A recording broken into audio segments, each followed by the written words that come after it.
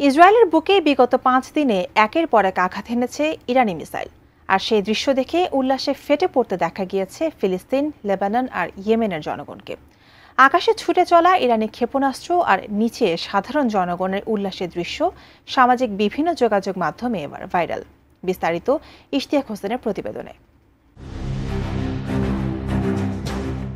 ইসরায়েলের তেল আবিবে ইরানের নজিরবিহীন ব্যালিস্টিক মিসাইল হামলায় আনন্দ উল্লাসে ফেটে পড়তে দেখা যায় ফিলিস্তিন, লেবানন ও ইয়েমেনের সাধারণ মানুষকে। ইরানি একাধিক সংবাদ মাধ্যম ও সামাজিক যোগাযোগ মাধ্যমে ছড়িয়ে পড়া ভিডিওতে দেখা যায় গাজা, বৈরুত ও সানার রাস্তায় নেমে আসা হাজারো মানুষ। অনেকেই নিজেদের উল্লাসে বিজয়ের চিহ্ন দেখিয়ে স্লোগান দিতে দিতে ইরানি ক্ষেপণাস্ত্র ও ড্রোনের আকাশপথে ছুটে চলার দৃশ্য মোবাইল ফোনে ধারণ করেন। ইসরায়েলের উদ্দেশ্যে ছোড়া ইরানি মিসাইল দেখে সবচেয়ে বেশি আলোচনা সৃষ্টি হয় লেবাননে। দেশটির রাজধানী বেইরুতের একাধিক স্থানে দেখা যায় মানুষের হৈহুল্লোড়। আয়োজিত হয় একটি বিশাল বাইক র্যালিও, যেখানে শত শত মানুষ হাতে পতাকা ও ইরানের প্রশংসামূলক পোস্টার নিয়ে স্লোগান দিতে থাকেন। বিভিন্ন রেস্টুরেন্টের ছাদেও একত্রিত হতে দেখা যায় মানুষকে। কোনো আতশবাজির উৎসবের মতো নিজের ফোনে ইরানি মিসাইল হামলা ধারণ করতে থাকেন তারা। স্বাস্থ্যকর অল টাইম ফ্যামিলি কেক, সব সময় অল টাইম হেলদি লাইফ। এছাড়া ইয়েমেনেও আয়োজন করা হয় বিশাল একটি স্ক্রিনের, যেখানে সরাসরি দেখানো হয় ইসরায়েলে চালানো ইরানি হামলা। হাজারো মানুষ সেই দৃশ্য দেখে উল্লাস প্রকাশ করেন। ইসরায়েলে হামলার মাধ্যমে ইরান মূলত জবাব দেয় 13 জুন ইসরায়েলের দ্বারা চালানো আকস্মিক ভয়াবহ হামলার।